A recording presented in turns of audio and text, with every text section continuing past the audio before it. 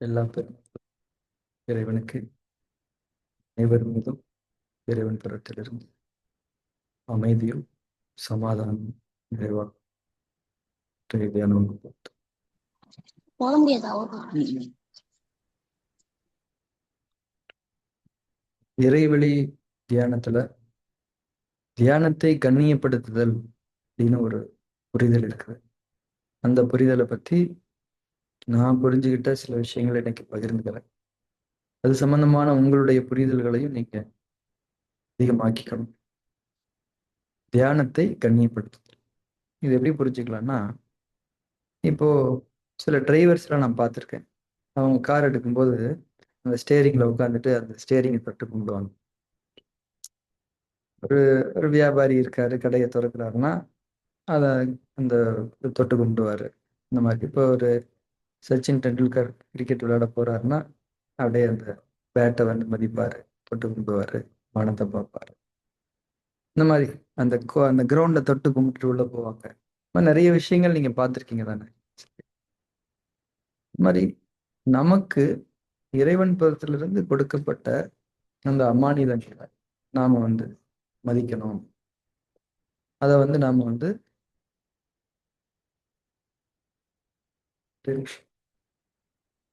நீங்க மெடிடேஷன் பண்றீங்களாமா?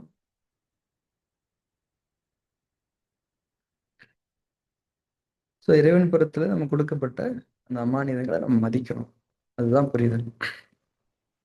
இப்ப நமக்கு இந்த இறைவழி தியானம் அப்படிங்கிறது இறைவன் புறத்திலிருந்து கொடுக்கப்பட்டிருக்க எவ்வளவு பெரிய அமானிதம் அப்படிங்கிறத நம்ம உணரணும் தான். ஏன்னா நம்முடைய மனசை பத்தி, மனசுடைய தன்மை எப்படியானதாக இருக்குது, மனம் ஒண்ணுனா என்ன, மனம் ரெண்டுனா என்ன, மனம் ரெண்டுல என்ன இருக்குது, சமநிலை தன்மைனா என்ன, உடல்னா என்ன, தியானத்தை எப்படி தொடங்கணும், எல்லாத்தையுமே நமக்கு இந்த வகுப்புகளுக்கு வந்ததுக்கு அப்புறம் தானே நமக்கு தெரிஞ்சிருக்கு. ஸோ இந்த இறைவழி தியானம் அப்படிங்கிற ஒரு விஷயம் நம்ம லைஃப்ல இல்லை அப்படின்னா நம்ம லைஃப்ல ஒரு ஒரு வெறுமை நிலை தான் இருந்திருக்கும். ஸோ இது வந்து ஒரு அமானிதம். இறைவன் நமக்கு நம்ம வாழ்க்கையில கொடுத்த மிகப்பெரிய ஒரு வெகுமதியை நம்ம பார்க்கணும். சரியா? அப்போ இந்த வெகுமதியை நாம எப்படி கண்ணியப்படுத்தலாம்? டெய்லி குளிச்சுட்டு மெடிடேஷன் பண்றது, நல்ல ட்ரெஸ் போட்டு மெடிடேஷன் பண்றது, டெய்லி மெடிடேஷன் பண்றது, இந்த மாதிரி நிறைய விஷயங்கள்லாம் இருக்குது. இதெல்லாமே தியானத்தை கண்ணியப்படுத்துறது தான். அதுல எந்த கருத்தும் இல்லை. அஃப்கோர்ஸ் நம்ம எல்லாருமே தியானத்துக்கு வந்து மிகப்பெரிய கண்ணியங்களை கொடுத்து கொண்டு இருக்கின்றோம். அதனால்தான் நம்ம இந்த பயணத்துல இருக்கிறோமே. அதை ஃபர்ஸ்ட் நம்ம புரிஞ்சுக்கணும். ஏன்னா நமக்கு கொடுக்கப்பட்ட ஒண்ணை நம்ம மதிக்கலைன்னா நம்ம கிட்ட இருந்து அது எடுக்கப்பட்டு விடும், திருப்பி வாங்கப்பட்டு விடும். நம்ம பயணித்து கொண்டு இருக்கிறோம் என்றால் நம்ம கண்டிப்பா இந்த தியானத்தை கண்ணியப்படுத்தி இருக்கின்றோம் என்றுதான் அர்த்தம். சரியா? இப்போ இந்த இறைவழி தியானத்துல சொல்லப்படுகிற, வலியுறுத்தப்படுகிற தியானத்தை கண்ணியப்படுத்தக்கூடிய ஒரு வழிமுறை என்ன, மேன்மையான வழிமுறை என்னங்கிறத நம்ம புரிஞ்சுக்கணும். அது என்னன்னா, எந்த நோக்கங்களும் இல்லாமல் தியானத்தில் அமரும். இப்ப நம்ம எல்லாருக்குமே ஒரு செயல் செய்யறதுக்கு ஒரு காரணம் வேணும். யோகா கிளாஸ்க்கு போறாங்களா, வெயிட் குறையணும் சார். நிறைய பேர் அதுக்கு தான் போறாங்க. இந்த மாதிரி ஏதாவது ஒண்ணு பண்ணணும், ஒரு காரணம். கோயிலுக்கு போறதுக்கு 1000 காரணங்கள் இருக்கு. ஏதோ ஒரு வேண்டுதல் இருக்கும், ஒரு காரணத்தோட தான் நம்ம போவோம். எந்த ஒரு செயலை செய்யறதாலும் முக்கியமா வந்து இந்த தியானத்துக்கு வந்து ஏகப்பட்ட காரணங்கள் நம்ம வச்சிருக்கோம். ஒரே ஸ்ட்ரெஸ்ஸா இருக்குது, ரொம்ப டார்ச்சர் பண்றாங்க, கொஞ்ச நேரமா நிம்மதியா இருக்கும். எதையாவது ஒரு காரணத்துக்காக தான் நம்ம தியானம் பண்றோம். ஸோ அப்படி எந்த விதமான காரணங்களுமே இல்லாம இந்த தியானத்தை பண்றதுதான் தியானத்தை உயர்வான நிலையில கண்ணியப்படுத்துவதற்கு ஆகுமானது என்பதை நான் புரிகிறேன். ஜஸ்ட் எனக்கு பிடிச்சிருக்கு, நான் பண்றேன், அவ்வளவுதான். இதுல இருந்து எனக்கு என்ன கிடைக்கும் அப்படின்லாம் நான் எதிர்பார்க்கல. எனக்கு பிடிச்சிருக்கு, நான் பண்றேன். இது இறைவன் எனக்காக கொடுத்த ஒரு மார்க்கம் அப்படிங்கிறத நான் உணர்ந்து இதை நான் பண்றேன், அவ்வளவுதான். ஒரு அம்மா தன்னுடைய பிறந்த குழந்தைகிட்ட இருந்து என்ன எதிர்பார்ப்பாங்க? இன்னுமே எதிர்பார்க்க மாட்டாங்க. அந்த மாதிரிதான் முழுமையா இந்த தியானத்துல எந்த எதிர்பார்ப்புகளும் ஜஸ்ட் அப்படியே அழகான முறையில உட்கார்ந்து தியானம் பண்ண. நான் அத்தனை நாள் பண்ணேன், இது நடக்கவே இல்லையே. இத்தனை நாள் பண்ணேன், இப்படி இல்லையே. இது பண்ணியே கிடைக்கலையே, அப்ப வேற எது பண்ணி கிடைக்கும் அப்படின்னு தான் நம்ம புரிஞ்சுக்கணும். சரி, தியானம் பண்றதன் மூலமா நமக்கு நன்மைகள் நிறைவாக கிடைத்து கொண்டிருக்கின்றன என்பதுதான் மறுக்க முடியாத உண்மை.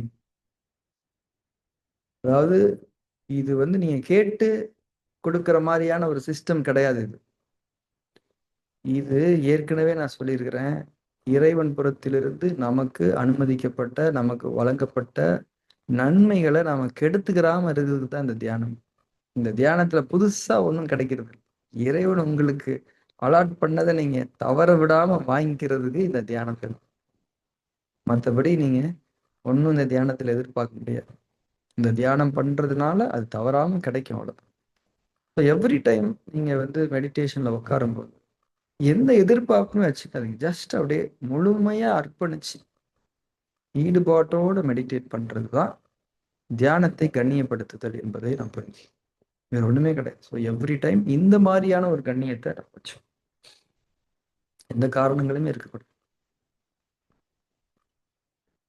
அந்த மாதிரி நம்ம பண்ணிட்டோம் அப்படின்னா அந்த தியான அனுபவம் கண்டிப்பா ரொம்ப உயர்வானதா இருக்கும். இந்த ஒரு அழகிய நினைவுகளை இன்றைக்கு நாம் மனதில் வைத்துக்கணும். ஸோ இன்னைக்கு நாம அதே தன்மையில மெடிடேஷன் பண்ணணும். இப்போ நம்ம டிஃப்ரெண்ட் ஃபார்ம்ஸ் எல்லாம் பண்றோம் இல்லையா? அதெல்லாம் அதுக்கு ஒரு காரணம் இருக்கா அப்படின்னா, அந்த காரணங்கள் எல்லாத்துக்குமே இருக்குது. காரணங்கள் இல்லாம எந்த செயலுமே இல்லை. பட் அந்த காரணத்தை நீங்க எதிர்பார்க்க வேண்டாம் அப்படிங்கிறது தான். இந்த எதிர்பார்க்கறது அப்படிங்கிறதுல என்ன பிரச்சனை? அது என்னங்க எதிர்பார்த்தா தப்பானா, நம்ம எதிர்பார்க்கறது எல்லாமே மெட்டீரியல் தான். நம்ம விருப்பங்களை நம்ம எதிர்பார்க்கல. நம்ம மறைவான அமானிதங்கள் எதிர்பார்க்கல. நம்ம ஒரு ஒரு வழிமுறையை நம்ம ஃபிக்ஸ் பண்றதான எதிர்பார்ப்பு. இப்போ நீங்க எனக்கு அது வேணும் அப்படின்ற ஒரு விஷயம் தான் எதிர்பார்ப்பு. அது வேணும் அப்படிங்கிறது உங்களுக்கு நன்மையா இல்லாம கூட இருக்கலாம் தானே? சரியா? அப்ப எதிர்பார்ப்பு அப்படிங்கிறதே உங்களுடைய மெட்டீரியலான கால்குலேஷன் தானே? சரியா? அப்போ உங்களுக்கு எல்லாத்தையுமே நம்ம என்னன்னு சொல்றோம், எல்லாமே அமைதி சமாதானத்தின் கீழ் அடங்கிரும் அப்படின்னு தானே சொல்றோம். அப்ப நீங்க அதுல பர்டிகுலரா என்ன எதிர்பார்ப்புன்னு ஒண்ணு இருக்குது. ஸோ தியானத்தினுடைய நோக்கமே அமைதியும் சமாதானமும் தான். ஸோ எதிர்பார்ப்புகள்ன்றது ஒரு பொருள் அடிப்படையில மெட்டீரியலா கால்குலேஷன் பண்ணி நம்ம அது வேணும், இது வேணும், இது நடக்கணும், அது நடக்கணும், அதுக்காக தான் நான் மெடிடேஷன் பண்றேன், இதுக்காக தான் பண்றாங்க அப்படிங்கும்போது அது மெடிடேஷனுடைய கண்ணியத்தை குறைப்பதை போன்றதாகும். எதிர்பார்ப்புகள் எதுவுமே வேண்டாம். ஏன்னா உங்களுக்கு எல்லாமே கொடுக்கப்பட்டிருக்கு. அதை நம்ம மிஸ் பண்ணாம இருக்கிறதுக்கு இந்த கருவி நமக்கு உதவும். அவ்வளவுதான். ஸோ இன்னைக்கு நாம முழுமையான ஒரு அர்ப்பணிப்போட தியானம் செய்யலாம். கண்களை மூடி உலகத்திலிருந்து விலகி அக உலகத்துக்கு செல்லும். தியானம் செய்வதற்கு வாய்ப்பு கொடுக்கப்பட்டதற்கு நன்றி உணர்வோடு நாம் நம்முடைய கண்களை மூடி தியானம் செய்வோம். உடலை அதிட்டான நிலைப்படுத்தி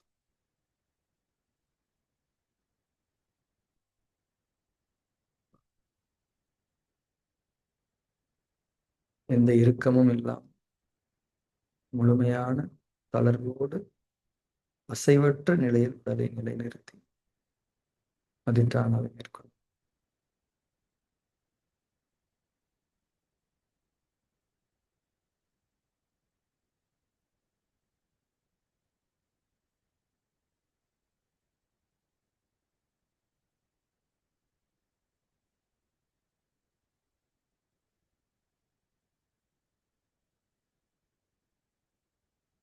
சின்ன கவனம் இருக்கட்டும். இயல்பான மூச்சு, பெருமூச்சு, இயல்பான கவனம்.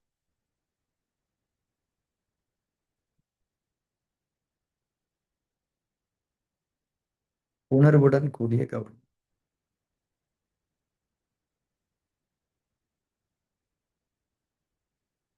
மூச்சு நமக்கு கொடுக்கப்படுகிறது, பெற்றுக்கொள்கிறது. இது வெறும் காற்றல்ல, அகிலங்களின் சக்தி திரட்சி, உயிரோட்டம்.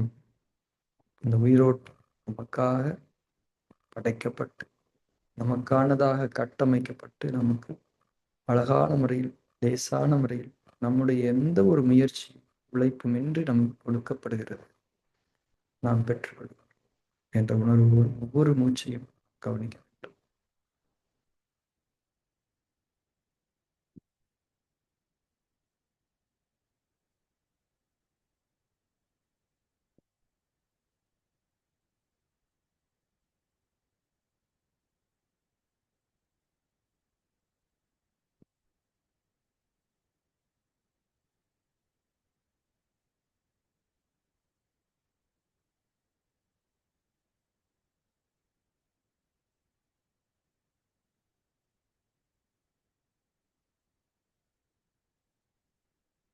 மூச்சின் மீது கவனம் இருக்கு.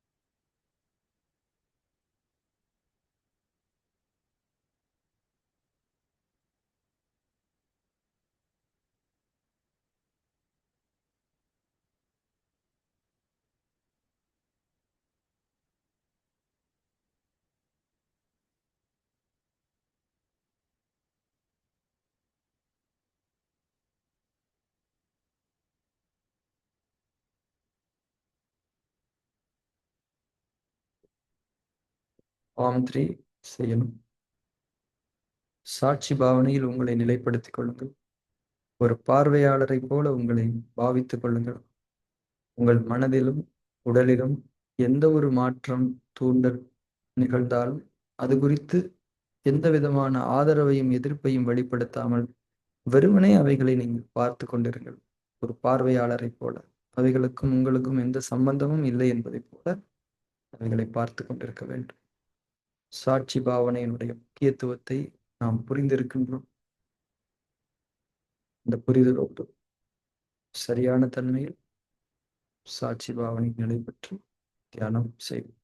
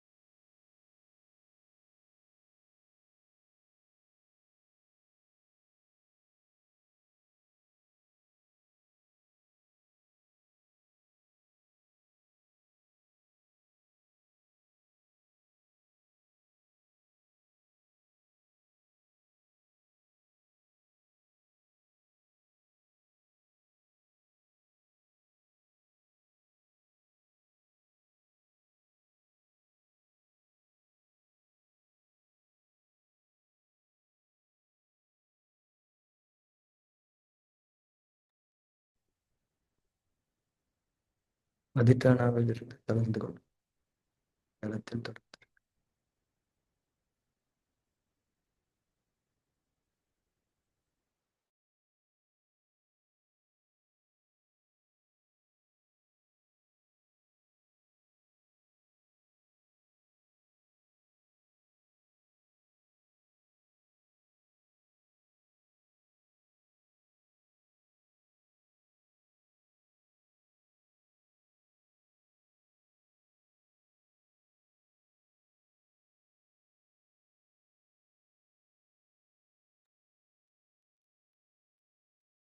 தியானத்தை நிறைவு செய்து கண்களை திறந்து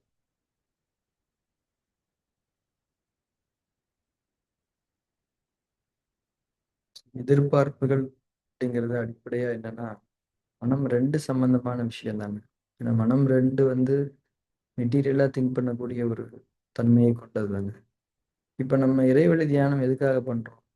மனம் ரெண்டுடைய ஆதிக்கத்தை குறைச்சு சமநிலை தன்மையை ஏற்படுத்துறதுக்கு தானே இறைவழி தியானமே பண்றோம். இப்போ மைண்ட் டூ அடிப்படையிலான எதிர்பார்ப்பை நம்ம தியானத்துக்கு வைக்கும்போது மைண்ட் டூவே இந்த இறைவழி தியானத்தை அதனுடைய ஒரு வேலையாள் மாதிரி பாக்குற மாதிரி வருதா இல்லையா? எனக்கு ஒரு தேவை இருக்குது, அதுக்கு நீ இதை பண்ண அப்படின்னு சொல்ற மாதிரி இருக்கு. அந்த மாதிரி ஆயிடும். எதிர்பார்ப்புகள் இல்லாத நிலைதான் இறைவழி தியானத்தை கண்ணியப்படுத்துதல் என்பதை நாம் புரிந்து கொள்ள வேண்டும். ஏன்னா இது ஒரு மெத்தட் கிடையாது. இது ஏதோ ஒரு அச்சீவ் பண்ணிக்கிறதுக்கான மனம் ரெண்டு தான் விரும்பியதை அச்சீவ் பண்ணிக்கிறதுக்கான ஒரு கருவியா இந்த இறைவழி தியானத்தை நம்ம ஆக்கிடக்கூடாது. இது மனம் ரெண்டுக்கே வாசா இருக்கக்கூடிய ஒரு தன்மை. அதனாலதான் எதிர்பார்ப்புகள் வேண்டாம் அப்படின்னு நம்ம சொல்றோம். அது நம்ம புரிஞ்சோம். இன்னொன்னு என்னன்னா எதிர்பார்ப்போட நம்ம ஒரு விஷயம் பண்ணும்போது அதோடைய உயிரோட்டமே வந்து ரொம்ப குறைஞ்சு போயிடும். அந்த ப்ராசஸே ஒரு கிரியேட்டிவாவே இருக்காது. ஏன்னா நம்ம ஒரு செயல் செய்யறோம், அந்த செயல் வந்து எந்த அளவுக்கு ரீச் ஆகணும் அப்படிங்கிறது வந்து நமக்கே தெரியாது. அதுக்கு எல்லையற்ற பாசிபிலிட்டிஸ் இருக்கலாம். ஆனா நம்ம உலக அடிப்படையில மெட்டீரியலா ஒரு ஒரு சர்க்கிள் வரைஞ்சுக்கிறோம் இதுதான் அப்படின்னு சொல்லிட்டு. இப்போ நமக்கு நாமளே நமக்கான நன்மைகளை வந்து லிமிட் பண்ணிக்கிற மாதிரி ஆயிடும் எதிர்பார்ப்புகளை வைக்கிறது. தியானத்துக்கு மட்டும் இல்லை, எந்த ஒரு செயலுக்குமே. ஏன்னா நாம செய்யக்கூடிய எந்த ஒரு செயலும் பேசக்கூடிய எந்த ஒரு பேச்சும் சொல்லுமே ஒரு நம்ம அறிவுக்கு அப்பாற்பட்ட பல்வேறு விதமான மாற்றங்களை ஏற்படுத்த முடியும். நம்ம அந்த மாற்றங்களை ஏற்படுத்துறது வந்து இறைவன் தான்.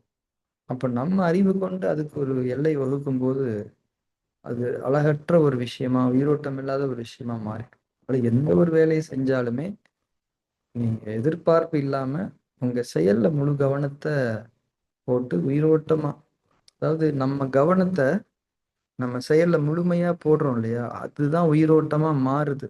வேற ஒண்ணும் கிடையாது. உயிரோட்டம் அப்படிங்கிறது எப்படி, செயலுக்கு எப்படி உயிரோட்டம் வரும்? நீங்க உயிர், நீங்க செய்யக்கூடிய அந்த செயல் உயிரோட்டம் அமையணும்னா நீங்க ஒரு கவனத்தை ஒரு ஈடுபாட்டு அதுக்கு கொடுத்தாதானே அது உயிரோட்டமா மாறும். சரி, இப்போ ஒண்ணுமே கிடையாதுங்க. ஒரு ஒரு விஷயத்த நம்ம சமைச்சு சாப்பிட்றோம். அது அது என்னது? அது ஒரு உயிரற்ற பொருள் தானே. ஒரு ஒரு வெஜிடபிள் இருக்குது, வெண்டைக்காய் இருக்குது. அதை நீங்க என்ன பண்றீங்க? செடியில இருந்து பிடிங்கிடுறீங்க, அது அப்பயே செத்துருச்சு. அதை துண்டு துண்டு துண்டா துண்டு துண்டா நறுக்குறீங்க, அதுவும் அதுக்கு மேல அடுத்த கட்ட நிலையில செத்து போச்சு.